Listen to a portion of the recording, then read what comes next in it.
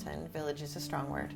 Hamlet of Castleton, about 10 kilometers north of the 401 highway, actually just north of the Big Apple and Colborne. My name is Candace Cox, and I am the co-founder and president of the board of the mill at Piper Creek. Well, the history of the mill goes back to 1806, even to the late 1700s, so I'll be very brief. The Keeler family, Joseph Keeler I, came to this area at the end of the 1700s, and his son came with him. When his son was 16 in about 1806, he himself, the 16-year-old, built a mill on this site here in Castleton, and that opened up the whole of Northumberland County to development. So it was an important building.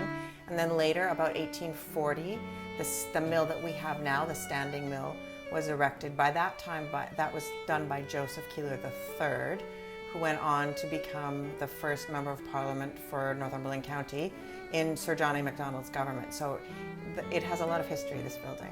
My husband and I have worked in the arts industry both in Europe and in Canada for the past 30 years, and we know, as anyone who works in the arts in Canada does, that it's not easy to make a living as an artist. So we want to develop new opportunities for professional artists and a place where professional artists can make their own opportunities. And we know that from that an audience will come and the benefit to the community will be tremendous.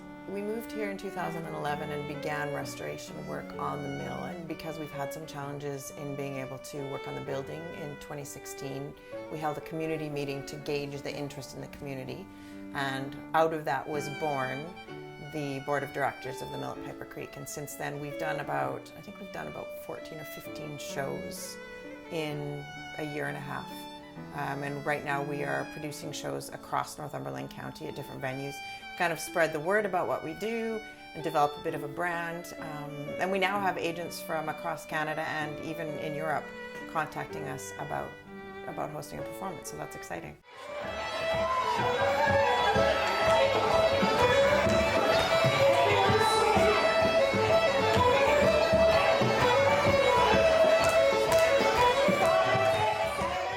I had met Mitch through music. I'm a singer and a performer, and I took piano lessons from Mitch and met him, and he played with my band and filled in, and I met Candace through Mitch.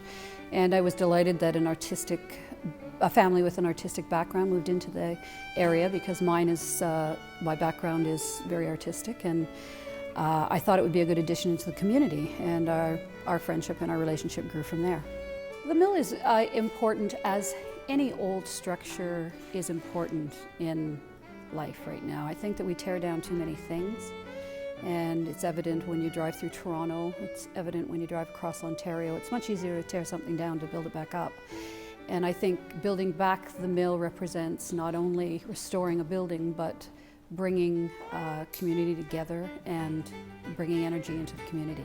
So we see visitors to the mill as two types. Firstly, as a family, we consider ourselves just stewards of this property with its 200 years of heritage. So our most important visitors are the local community. We want to preserve their story, and there's a lot of positive research that's been done on the impact of a arts and heritage center on a community, both as a restored building and in the programming that we'll bring in. So our local visitors are the most important in some ways, but we also already know that the type of events that we're doing are going to attract a broad audience from Toronto and beyond, as well as the local Northumberland community. Once these things are lost, they're gone. They're gone forever. You can't bring something like that back once it's gone.